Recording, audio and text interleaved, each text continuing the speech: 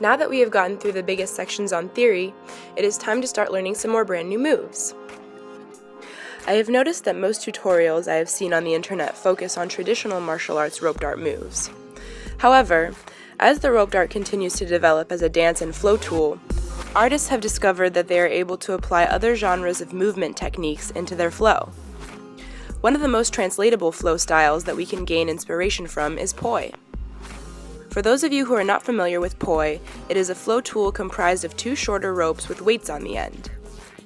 Poi tech is one of the most developed and expansive flow arts around today, so adding some poi tech into our flow can open tons of pathways.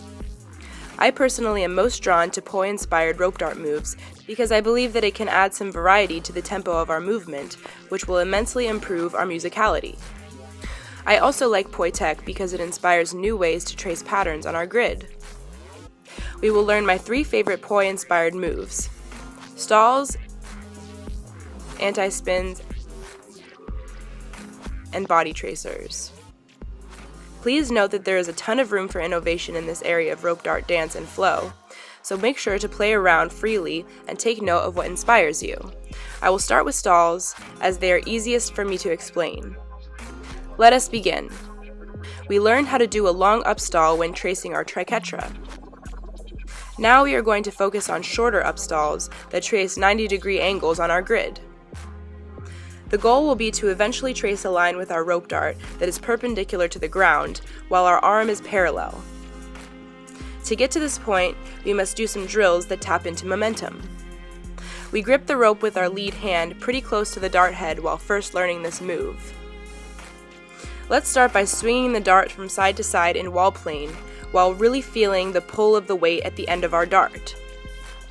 Now let's keep swinging, but this time, we will keep our arm fully extended and only use our wrist to point the dart from side to side. This feels awkward, I know. We need to get used to bending our wrist a lot during this move. Okay, the next drill is going to be to start swinging our extended arm from side to side and using our wrist to point the dart up whenever it gets to each side. As we run this drill, we will start to feel a short moment where the dart feels weightless. Imagine that your rope dart is like a kid on a swing, and after he swings up, he feels like he is levitating for just a millisecond before the gravity pulls him back down. Can we feel a similar sensation with our rope dart? Let's try to get the dart to feel weightless for a millisecond. As we start to get used to this weird feeling, we double check that our arm is completely straight and in wall plane, and that our wrist is bending a lot whenever the dart is on one side. Eventually, we should see the dart point further and further upwards before swinging back down. We should also notice that moment of weightlessness more and more. If the rope dart loses tension, we are ready for the final step. Once we get to the point that the rope dart is no longer tracing a straight line, that means that we need to tug it down with our hand. Let's try this.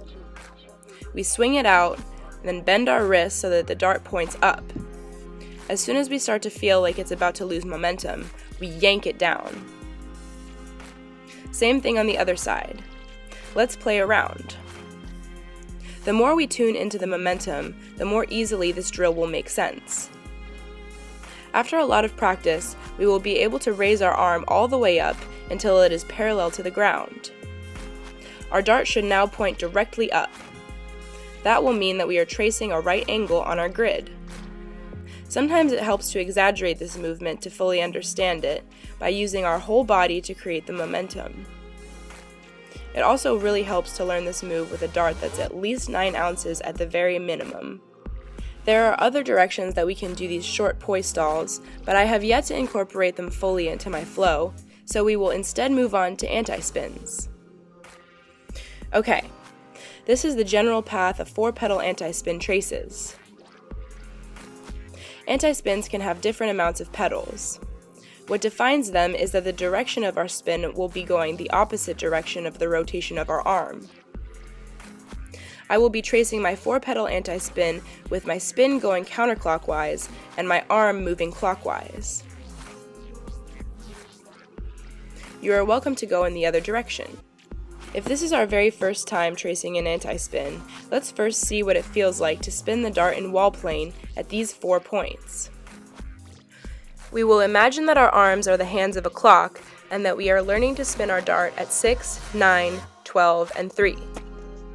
Let's do 5 rotations on each point and take note of what it feels like to move from one point to the next.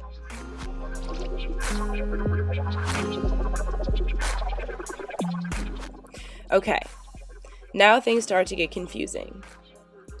We would think that eventually we are going to complete 1 spin per pedal, amounting to 4 spins. This is not true. What needs to happen is this.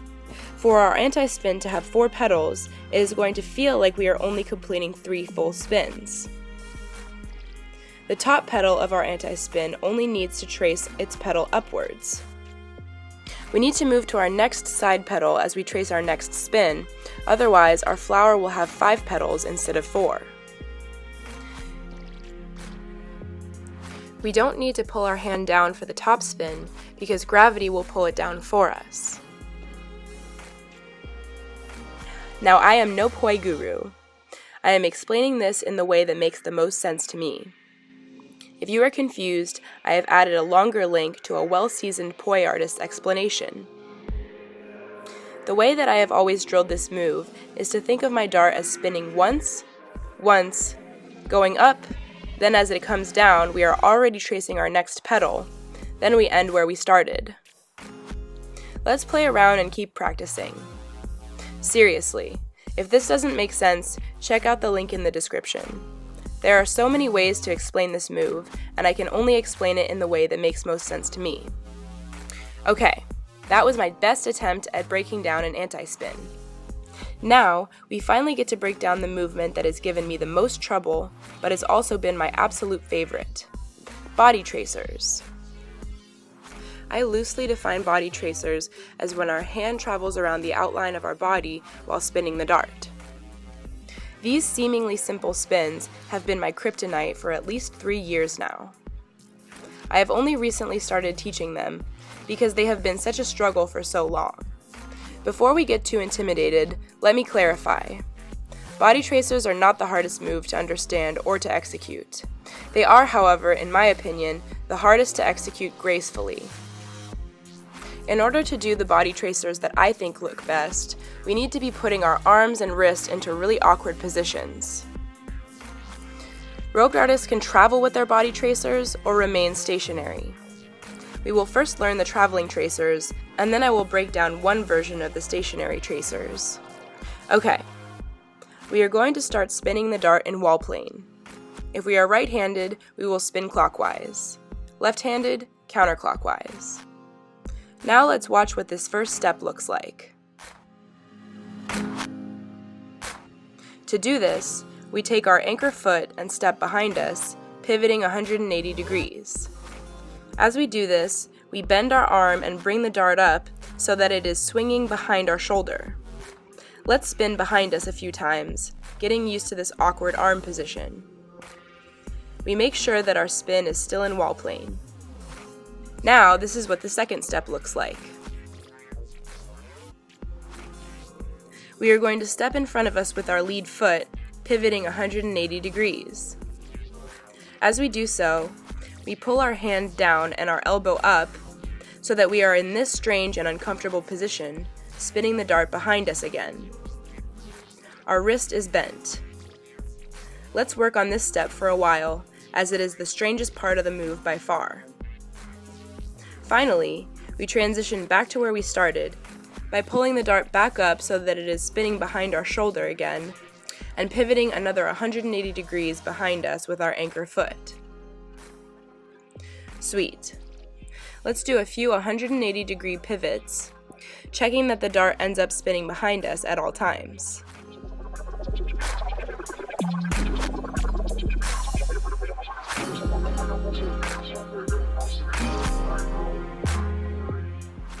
Once we understand the trajectory of our hand, dart, and feet, we can try to put these steps together with no extra spins. It should feel less awkward to spin the dart once rather than hanging out in these awkward positions. As we practice more and more, our movement should become smoother.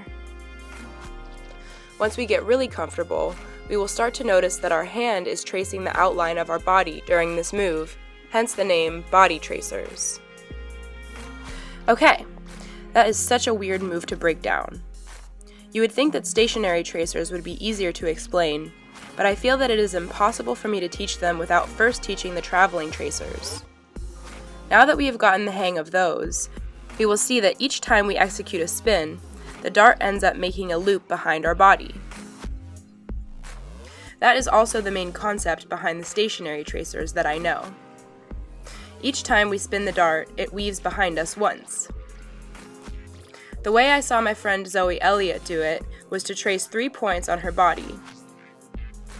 To learn this version, we start in the second position of the traveling tracers. After we complete one spin behind us, we pull our hand in front of us and then spin the dart behind our anchor shoulder. When we feel comfortable, we pull the dart over our head and spin it behind our lead shoulder. Finally, we transition from that spin back to the original spin behind us. Eventually, we should only be spinning the dart once on each point. Okay, I really want to reiterate one last time that rope dart body tracers do not have to be done in one specific way. I think there is so much room for innovation in this area, and I would love to see some new ideas come to fruition, as body tracers are the bread and butter of transition moves when it comes to rope dart dance. Now that we have learned my 3 favorite Poitek moves that are applicable to rope dart, I want to briefly mention why I think that they are so useful. Traditional rope dart moves focus primarily on ways to hit our opponent. This is why martial artists spend most of their time getting from one shot to the next. I feel that if it is our goal to move gracefully, we need to have some options to keep our rope dart close to us so that our shots look extra dramatic and we can perform them in the right moment. If our goal is to be able to time our movement to music, this is even more essential. I cannot tell you how satisfying it is to be able to wait until the drop of my favorite song to shoot my rope dart out. Anti-spins and body tracers can be done as quickly or as slowly as we want, so we are in complete control of the tempo of our flow. Our homework will be to put on our favorite music and see if we can shoot our rope dart out during a specific part of the song by using Poitek in between shots. Have fun!